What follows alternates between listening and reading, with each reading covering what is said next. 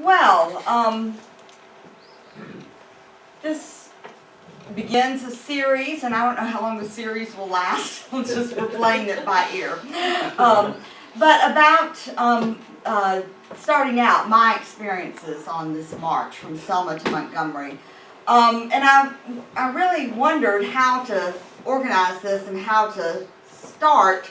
And I first thought about starting with the history, but I think we'll weave some history in as we go through this, that will really just start with my experience. But first, a little bit of history. Just I think everybody knows that this year is the 50th anniversary of what was known as Bloody Sunday, March 1965, when a group of African Americans, well, they had been trying to register people to vote in Selma and the surrounding areas for a couple of years, had made very little progress. And so the decision was made, and we'll see the man who invited Martin Luther King in to Selma to try to force the issue of voting rights for African Americans. The first march, or attempted march, from Selma to Montgomery, the state capital, as you know, ended up in what we call Bloody Sunday. Hosea Williams and John Lewis, two people who are well known in Atlanta now, were leading that march. About 700 people started out at Brown Chapel, which you'll see pictures of, which is very close to the Edmund Pettus Bridge. They were going to march across the bridge and then Highway 80, which goes straight from Selma to Montgomery to the state capitol. They got about halfway over the bridge, the rise of the bridge, when they were met by state troopers, cars and cars of troopers, police and sheriff deputies on horseback carrying clubs. They did not give the people a chance to even turn around. They just started in on them. It's kind of amazing that no one was killed that day, but people were very badly injured. They ran back across the bridge, and I'll show you where they ran to, with the law enforcement chasing them all the way. Some of you may remember that the evening television that Sunday was broken into to show reports of what had happened in Selma. And the movie that was broken into on, I think it was ABC, was Judgment to Nuremberg. So you had the juxtaposition of the worst of humanity in Germany, the worst of humanity, I would say, here in this country too. And what's the difference? A matter of scale, which is different, but the same evil being portrayed in our own country that we had fought against in World War II. After Bloody Sunday, which King had not been a part of, he issued a call to people of faith to come to Selma to help. And 2 days later, they tried again the march, and that's called Turnaround Tuesday. They got across the bridge, or about the same place. They were again met by law enforcement. They knelt in prayer, and people really, they expected to march to Montgomery that day, but King turned around and got some criticism for that. But they turned around and marched back. They were not chased that time, but they were not successful in their march. And so the third march, which commemorates what I did, the successful march, the third attempt, was March 21st to 25th, 1965.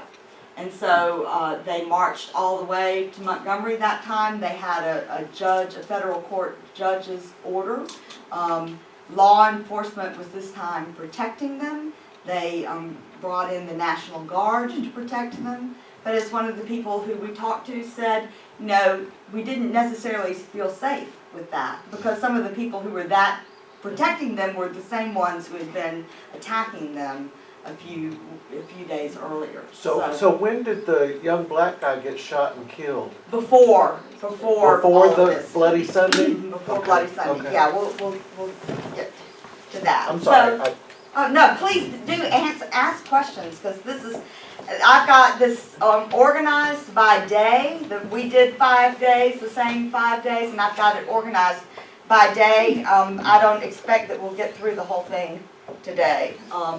We'll just, so ask any questions you want. I wanted to say about, they turned around on that Tuesday because King had a rule against violating court orders. There was a court order against the march on that day. Then there was a court order by Judge Johnson in Montgomery, who's very famous, finally pro-civil rights federal judge, that they could march with 300 only. Yeah.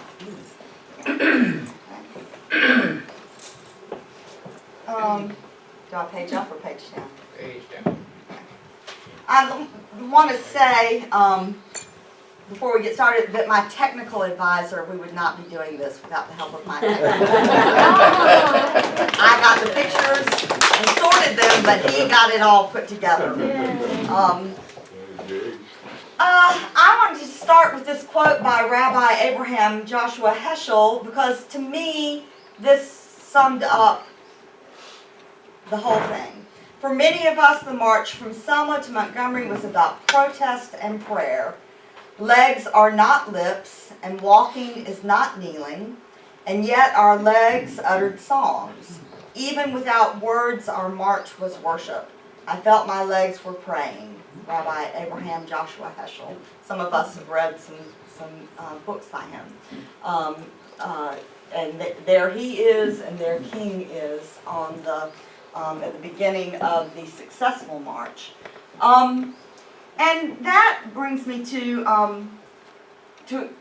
why, part of why I did this, and how I found out about this march on Facebook. A friend of mine, Martha Stern, who's a priest in this diocese, posted something from the National Park Service saying that they were going to do a commemoration of the successful march, retracing the route. And I read that, and almost without thinking, I filled out the application and then promptly forgot about it, because they only were accepting 300 people, and 150 of those were college-age students, so 150 other people.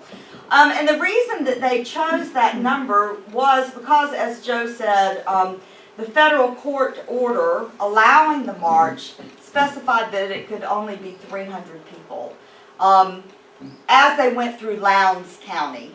So they had probably several thousand who actually marched across the bridge that time.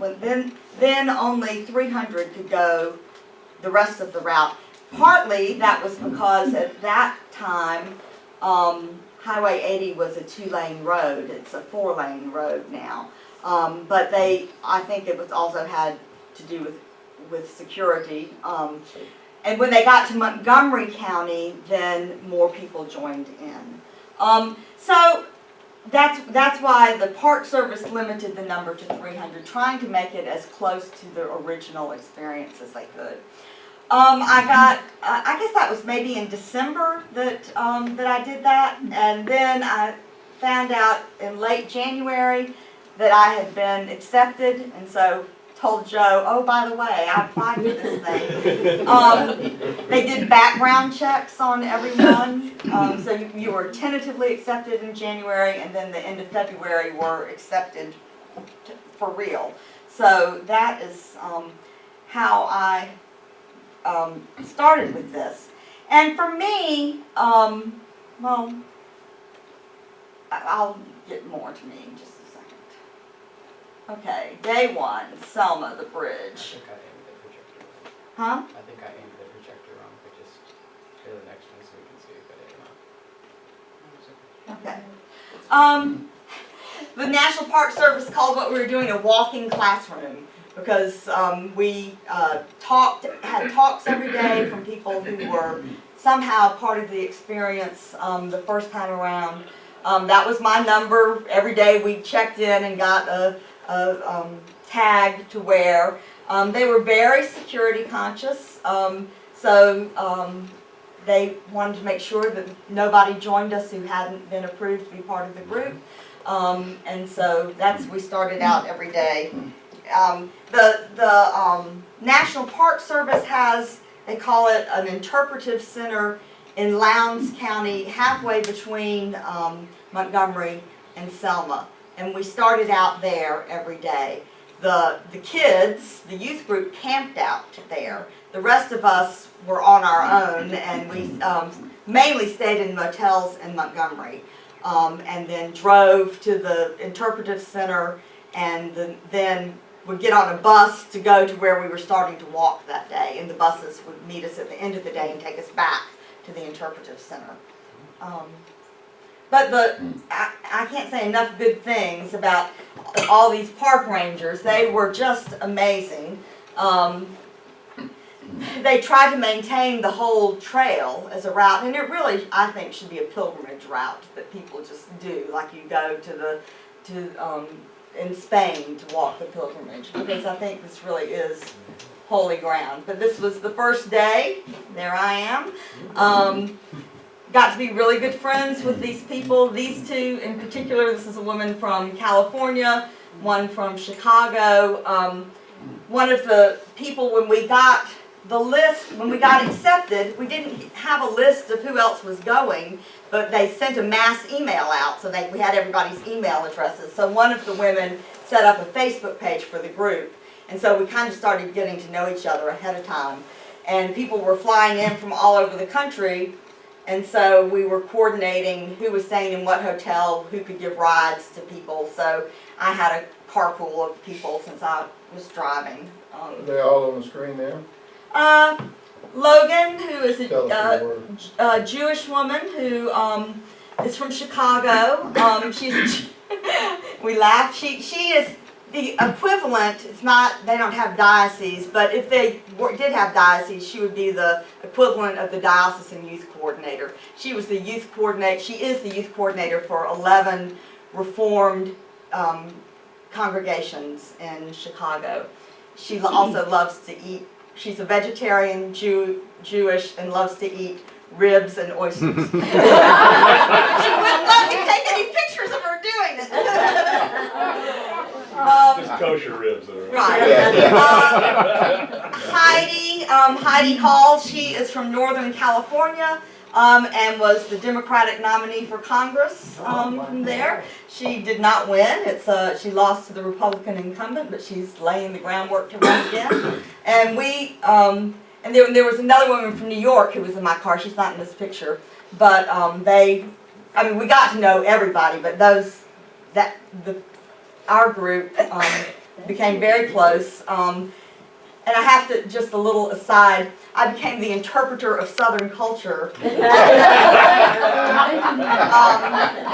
stopped at a little convenience store every morning to go in and get granola bars and stuff for the day, and they were horrified by boiled peanuts. I told them I should be horrified by boiled peanuts. Oh, yeah. I said they wanted to know what it tasted like, and I said they taste like salted slime. So they didn't want to try it after that. We went out the night, we got oysters. She got oysters for dinner. I had hush puppies, and they didn't know what those were, and so I let them eat my hush puppies, and they were both said, "Why don't we get these in where we live?" But the funniest interpretation of Southern culture to them was one night we were driving, and I think it was the woman from New York who said, but they all had been thinking the same thing. Why do they keep leaving the O off the president's name on all these signs? Get it?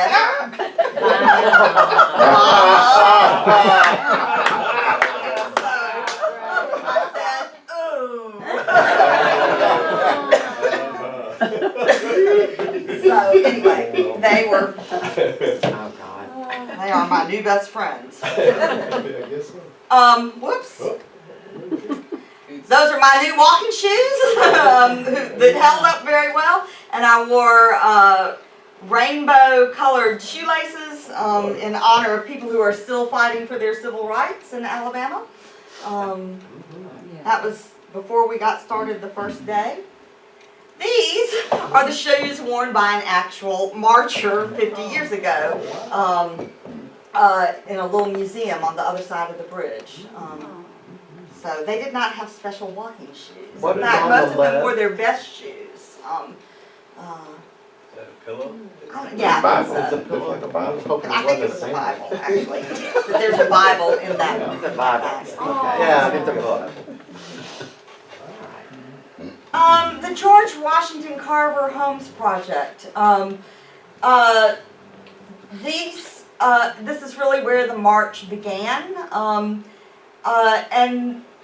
this was and still is a housing project, and it became, they call it the face of the civil rights movement, because so much happened in the neighborhood there. This housing project, Brown Chapel, which is where everything really began. Here's the chapel, and here, literally next door, is the housing project. And so when the marchers on Bloody Sunday were chased back across the bridge, they ran back to the church and into people were taking them into their homes in the housing project to try to keep them safe from the pursuing enforcers of the law. Brown Chapel, this little sign you saw, still leading the march from struggle to salvation.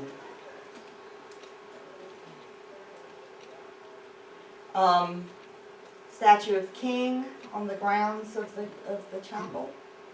I had. It's interesting. Yeah.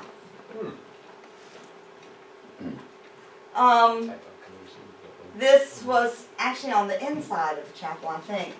And I'll say more about these. These four people: Jonathan Daniels, Jimmy Lee Jackson. Jonathan Daniels, an Episcopal seminarian. Jimmy Lee Jackson, the young black man who was killed right before all of this happened, as he was in a protest for voting rights. James Reeb, No, he wasn't Lutheran. Congregationalist minister from Massachusetts who answered King's call to help. Viola Liuzzo, we'll talk more about all of them. But they were all killed in the events surrounding Selma. They're actually not in order. Jimmy Lee Jackson was the first. James Reeb was the second. Viola Liuzzo was the third, and Jonathan Daniels was actually killed the following summer, in August of '65. But he was working for voting rights in that area. So this is a plaque to them in the chapel. And I was thinking about, it's not unusual to see in churches plaques of remembering members of the congregation who died in wars, who were soldiers. It's pretty unusual to see a plaque in a church remembering people who died fighting for freedom at home.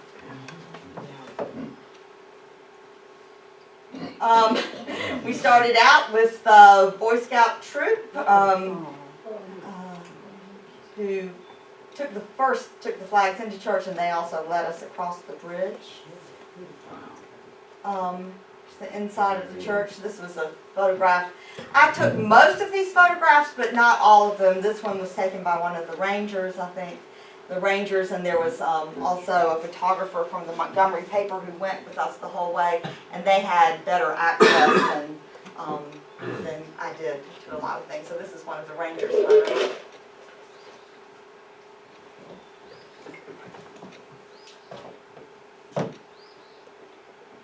More the inside. This cross, I don't know if you can see, it's just a series of light bulbs. Lights up the cross.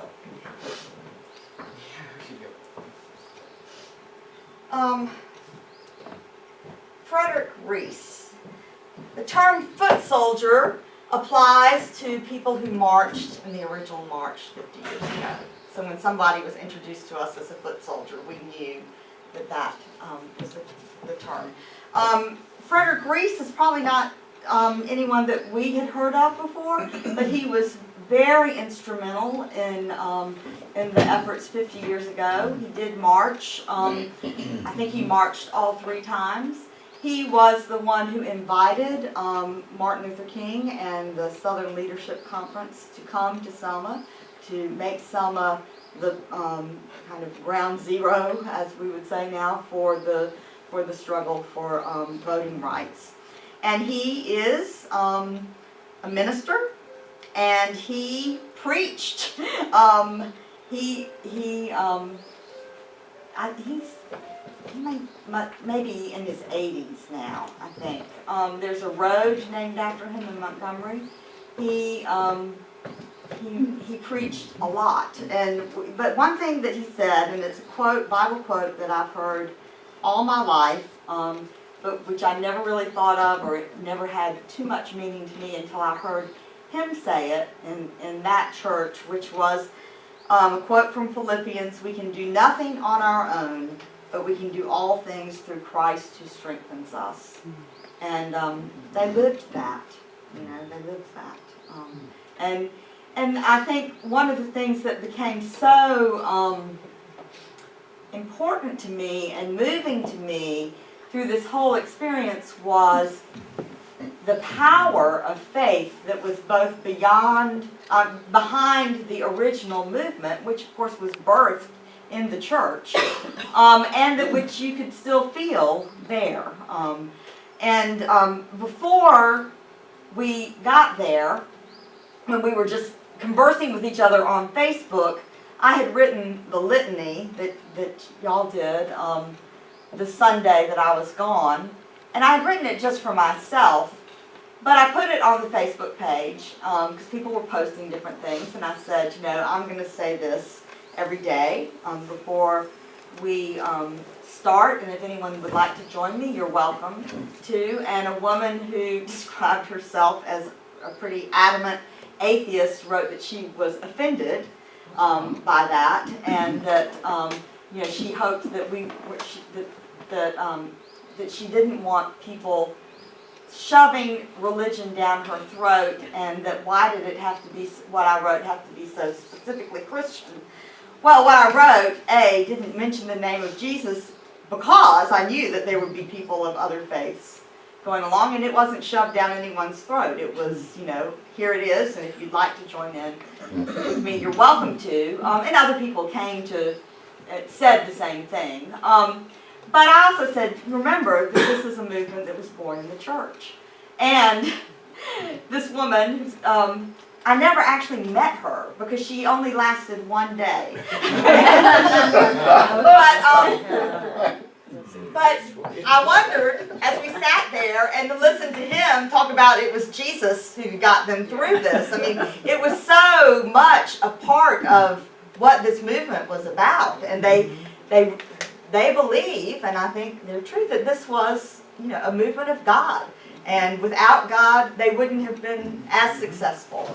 And he was, with evangelical fervor, telling us that we needed to have Jesus in our lives so that we could accomplish. And so I found that all powerful and a little amusing. The whole I have a dream speech. Well, of course.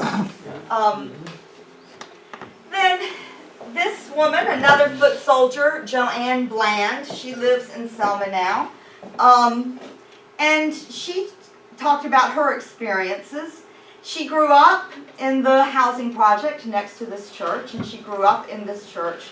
She talked about going to town with her grandmother and standing in front of Carter's drugstore in Selma on a hot summer day and looking in through the window and seeing white children sitting at the soda fountain counter, licking their ice cream cones, and she wanted to go join them, and of course she couldn't.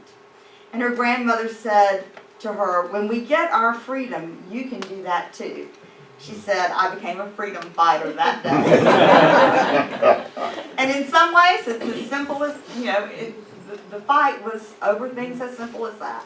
Be able to have an ice cream cone, sit in the air-conditioned drugstore and have an ice cream cone on a hot Alabama afternoon. Okay.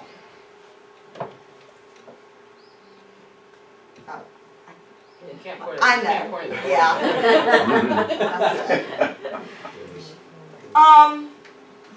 Lift every voice and sing. These are the Rangers, some of the Rangers. This man, Nigel the Singing Ranger, that's what we call them. The Rangers were from all over the Southeast.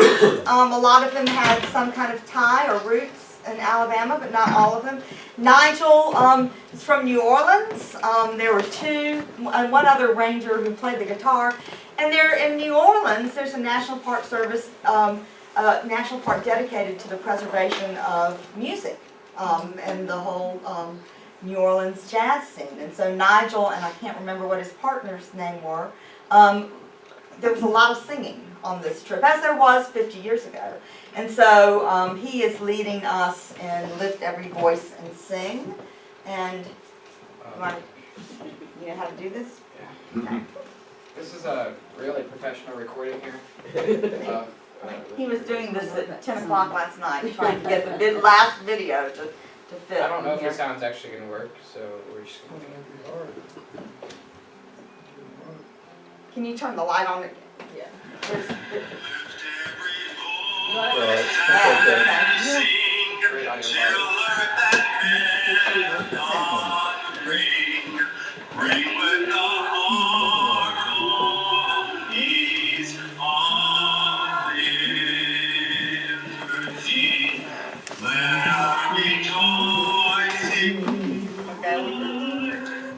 Okay, to just give you a sense, rather than 4 minutes of the song, I have to say, I was one of the few white people who knew every word of that song, thanks to St. Dunstan's. Then here we are leaving the church with the Boy Scouts leading the way. Starting out, the Rangers in front. There was a man in a wheelchair. He was a veteran of one of the Iraq wars. He did the whole thing in his wheelchair, battery-powered wheelchair. There was a van that rode along with us, and if people needed to take a break, they could ride in the van for part of the way. And I think, especially when we got to the hills, that he rode in the van some, because the wheelchair didn't have the battery didn't have the strength to get up the hills. But he was there most of the way. Now these are some neighborhood people who are just joining us for the first part, although we did have a 5-month-old baby on our, here we go, walking from the church through Selma. The Rangers leading the way. This is the mayor of Selma, African American man now. And here we are coming up on the bridge.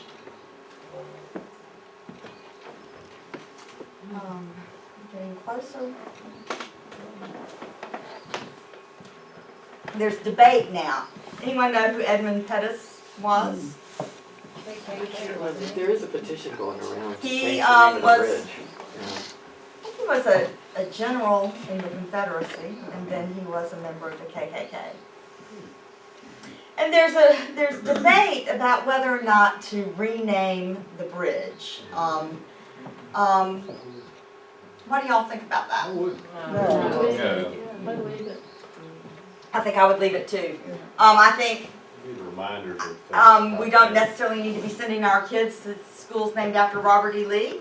And there's Jefferson Davis Avenue on the Freedom Trail in Montgomery, and I might want to change that name too.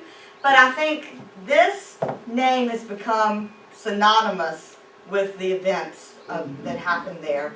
And I don't think we want to whitewash that. I think, and so maybe our final revenge on Edmund Pettus Bridge is the name Edmund Pettus has become synonymous with the worst kind of hatred that this country has. And that's, that's a fitting legacy for him. Or the bravery. Or the bravery of the people who he reviled.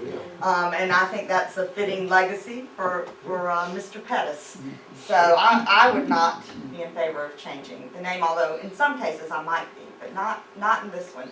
I think maybe if the events that had up of 50 years ago hadn't happened on that bridge, then we might want to think about changing the name of it, but I wouldn't change it now. There I am.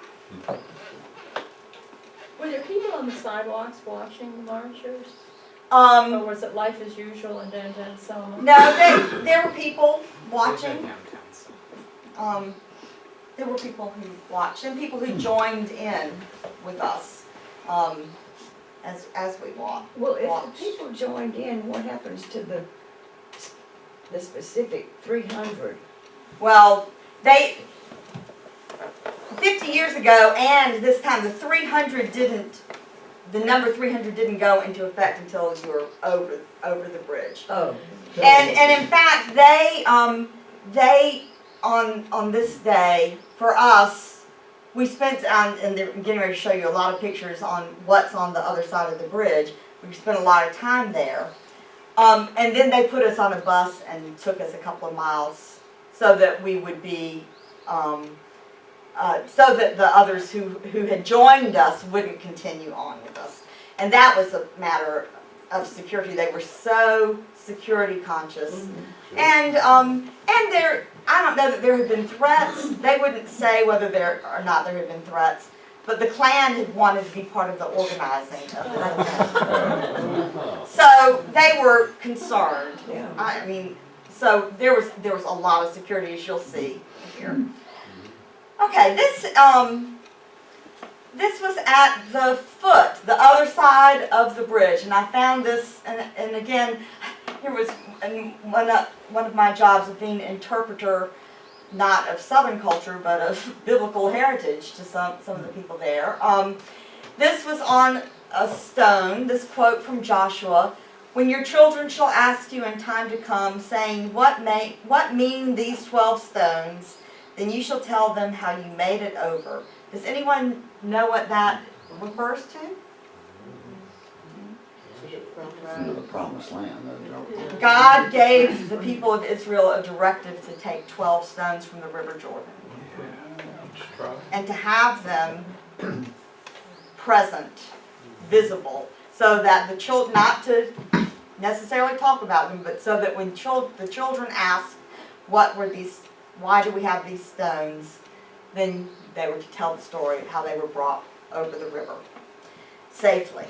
And I think that is at the foot of the bridge, where the people were brought over the river safely. Again, this is a movement, and here are all the stones. There are 12 of them. You don't see all 12 in this photo, but there are 12. So, how far does this monument date back? I don't know. That's a good question. I don't know. But I mean, you see the bridge right here, so it's really right at the foot of the bridge. And I don't know how, that's a good question, Josh. I don't know how far it dates back. But again, it shows you how this was a movement that's grounded in faith, and the parallels between being freed from slavery in Egypt and brought safely to the Promised Land really parallels this story, and they all know it. You know, they know what that quote means, although the other people who I was standing with while I was taking this picture didn't know what it meant until I told them.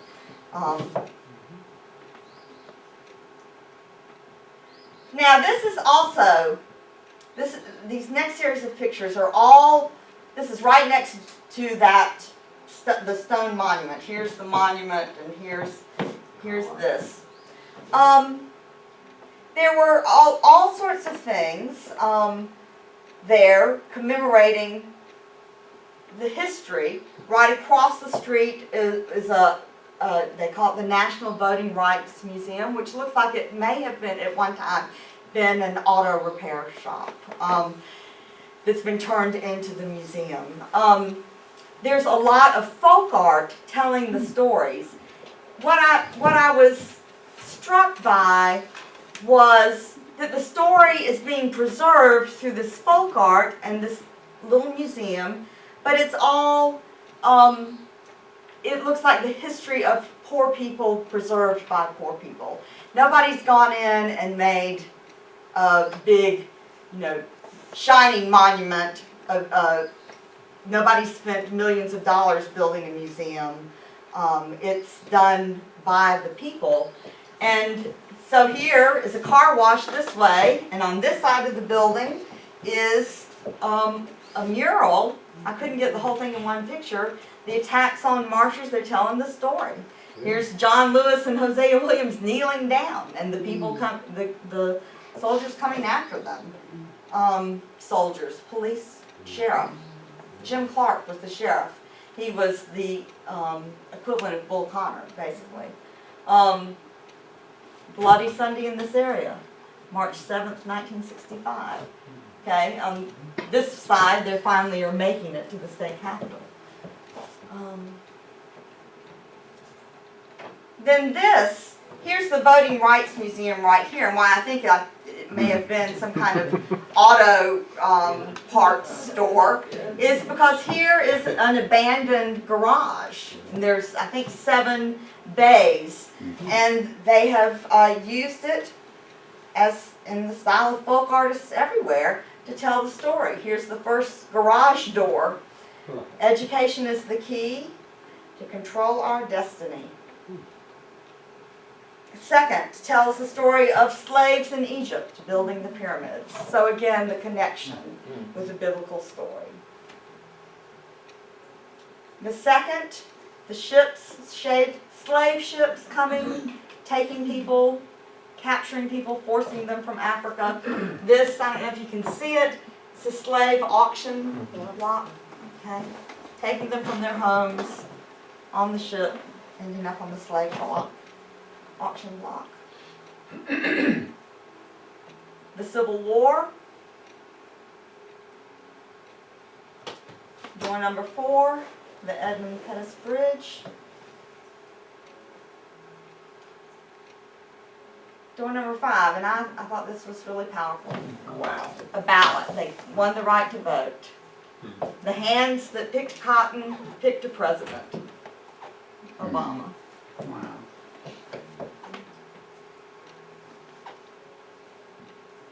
Oops. From kings, queens to presidents.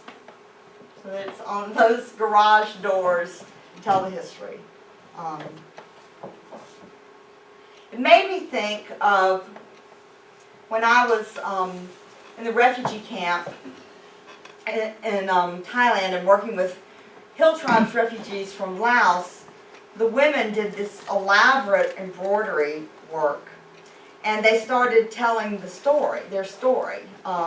They would have in the embroidery, the women would be in the fields picking rice, whatever, and soldiers would come. They would tell the whole story in their embroidery, and this is kind of the same thing, telling the story. Sometimes you don't really trust that your story is going to be told by the officials. Nobody's telling the story of what happened to people in Laos. History books still, in schools, I don't know how often people get to this part of history. So they're making sure that the story's being told and remembered. And I hope that someone is going to preserve these things because they're in the elements, It's wonderful art, but it's in the elements. Now this is back across the street near the stone sculpture. There's the side of the building is dedicated to the martyrs of the civil rights movement, or to some of them anyway. Dr. King in the middle. Jonathan Daniels, Viola Liuzzo, and we'll talk about the details of them more later. James Reeb and Jimmy Lee Jackson.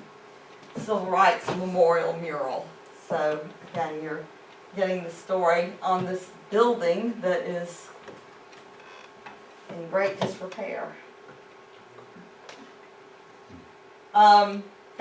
This is up the front of this building. It's a storefront church, the Beloved Community Church. And a sign on it commemorating the 150th anniversary of the end of slavery. The 13th Amendment was ratified December 18th, 1965. Remember the millions killed in the Black Holocaust during slavery.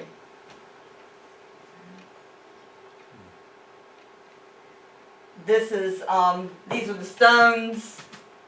So this is right next to the stones, remembering some of the people who were the leaders of the movement. Hosea Williams, familiar to people in Atlanta. John Lewis.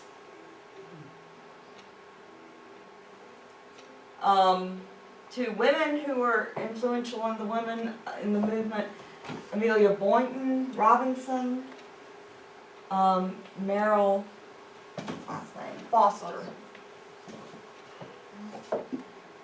And apparently another one is coming up with Joseph Lowry and his wife, because this, I didn't even realize this while I was looking at the pictures, because this says unveiling ceremony Saturday, May 9th, 2015. So they apparently are planning similar monuments to them. Of course, he, in Atlanta, I was on a plane with him a couple of years ago, co-founder of the Christian Leadership Conference. And then over all of this is this billboard. Keep the scare on them. Friends of Forest, Inc. You know who that is? Yeah, Nathan Nathan Forrest. Bedford Forrest, one of the founders of the Klan, welcomes you to historic Selma. Visit Selma's War Between the States. You might think that part looks kind of nice. Then you know anything about history, you know that the Friends of Forest is the Klan. Here he is, and one of his battle cries used to be keep the skeer on them, meaning keep black people in their place. So that, He wasn't from Selma, no, wasn't he from, Tennessee, yeah, wasn't he? right. But you have all this history, all this right there, all these beautiful folk art and monuments to preserving the history, and above it all is this billboard, which shows you that things have changed, but we still have a long way to go. In the museum, is there stuff inside it, or is it just the mural on the outside? No, there's stuff inside the museum. In fact, those shoes that I showed you that were from the marchers, that was taken inside that museum. Are you talking about this museum or? No, across the street from this, next to the garage that had the mural, is a voting rights museum. And as I say, it looked like it was probably like a Napa auto store or something at one But point. there's no forest museum. No, no, they just put this, and I think that they put this sign up right before the Bloody Sunday celebration, so that, you know, we would make sure that history was being preserved. I don't know any important Civil War sites in Selma. There are in Montgomery. I think, as you say, I think it's just Yeah, mischief. of course. Joseph Lowry addressed our Georgia delegation at the National Convention in 2012. Quite inspirational. I got to meet him and have my picture with him. I'm very proud of him. At that time, his wife was still alive. She said, wow.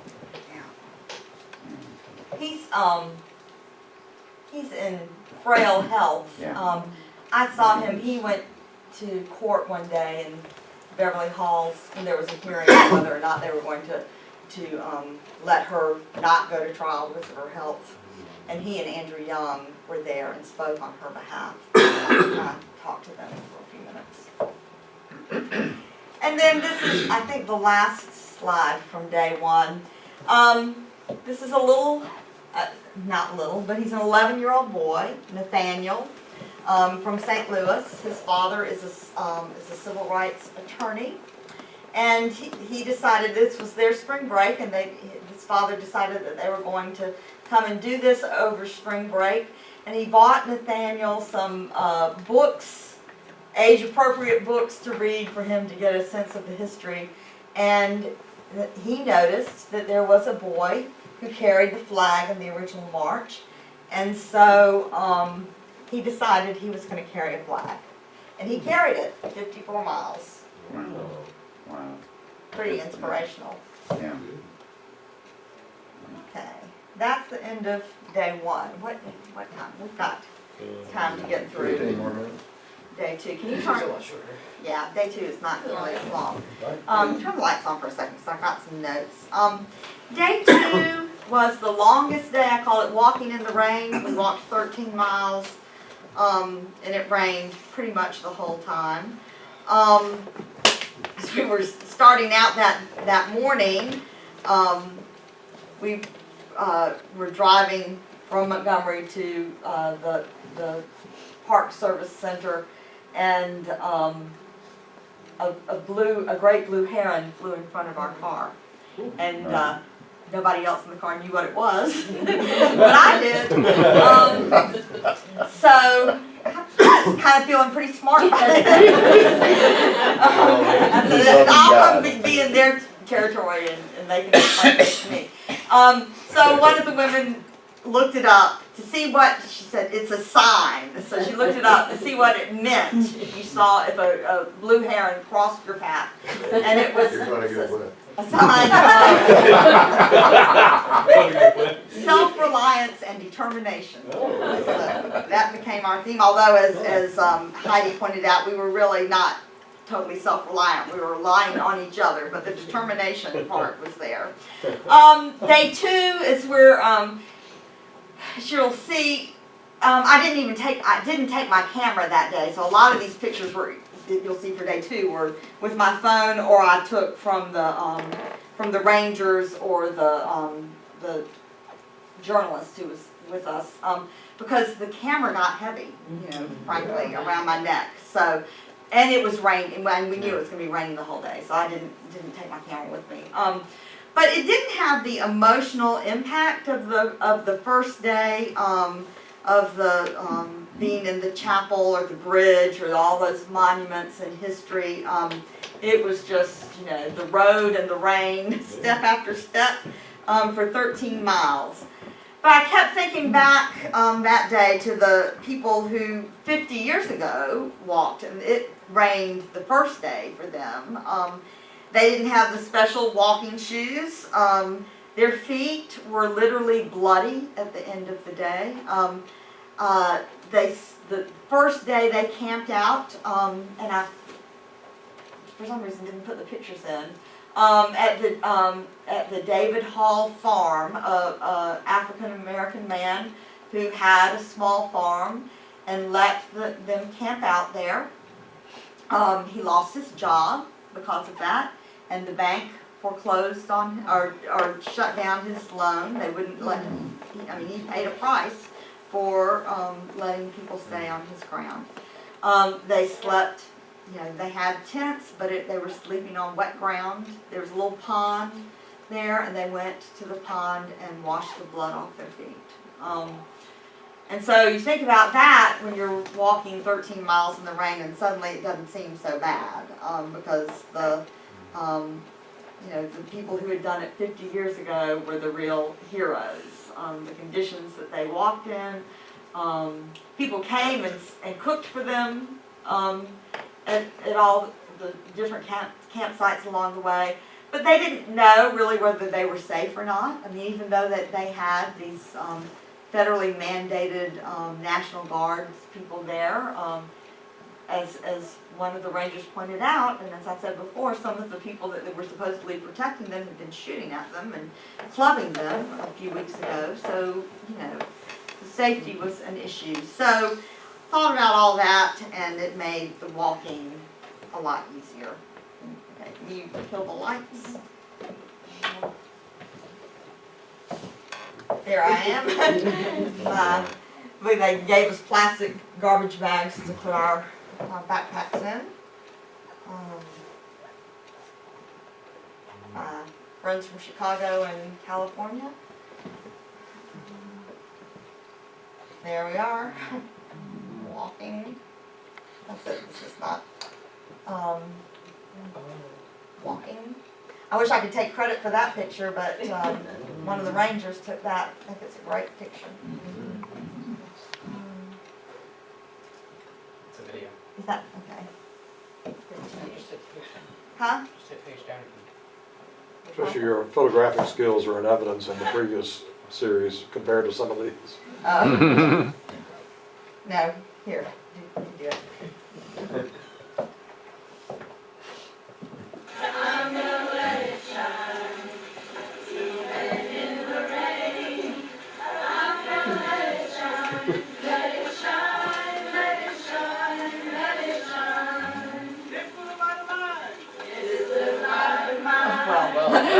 Oh, well. Yeah, really, no, that's me.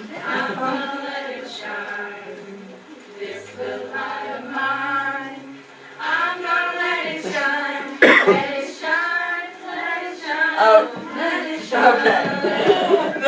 The boy there is Harrison, who's from Minneapolis, and he was there with his moms, and somehow he latched on to the group that I was with most of the time, and was, you know, having an annoying 13-year-old. I felt right at home. Do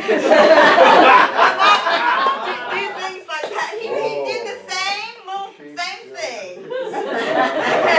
And one of his moms says, I hope he's not annoying you. I said, no, he makes me feel at home. So anyway, Harrison became good friends and helped me miss Joseph Henry a little less. Here we are again. Somehow more flags started appearing on the walk. This was a couple from San Francisco. I think he was the oldest person on the walk. He's 75. And his wife, they've been together for a long time. Oops. Just more of the same. I said there wasn't a whole lot of drama this day, just walking. You can see it was not always flat. And here you see we had escorts, we had police escorts in front of us and behind us, and rangers usually were walking along the road to make sure that we didn't cross over the line on each side of us. There was a van that people could ride in if they needed to. There was an ambulance that went with us. I don't see it in this picture. But we were well protected. That's pretty iconic. Mm-hmm. What'd you say? Pretty This iconic. this is a great picture, I think, and this was taken by the Montgomery Advertiser photographer. Again, I didn't even have my camera with me that day. Well, Keith, please tell Keith. He was so concerned about what we were going to do about bathrooms, and so they went with us. We stopped about every 2 or 3 miles for a rest. Well, the reason for that would possibly be his wife makes him stop every when we go somewhere. We had the porta potties accompanying us as on the journey. So about every 2 or 3 miles we stopped, had a break, had the porta potties, and we were okay. The rangers thought of everything. I can't say enough good things about the National Park Service. My experience in Wyoming, they're just Yeah. wonderful. Yeah, and that's me at the end of the day after 13 miles. When the people said you need to, who was an experienced hiker, said you need to elevate your feet tonight. So that's me elevating my feet at the end of the day. What time is it? I don't know whether we. I think let's stop because the next day, day 3, the martyrs. I don't want to just get started on that and have to stop. Any other questions? Got a few minutes left here. Yeah, Joe. Are you making a book to preserve those pictures out here? I probably will, yeah. Next Sunday during the Sunday school hour, we're having our annual parish meeting. So 2 Sundays from now, we'll pick up with day 3 here. And day 3, talking about the martyrs of the movement, was really one of the most powerful days. So I hope you'll come back for that. Thank you. Thank you. Yeah.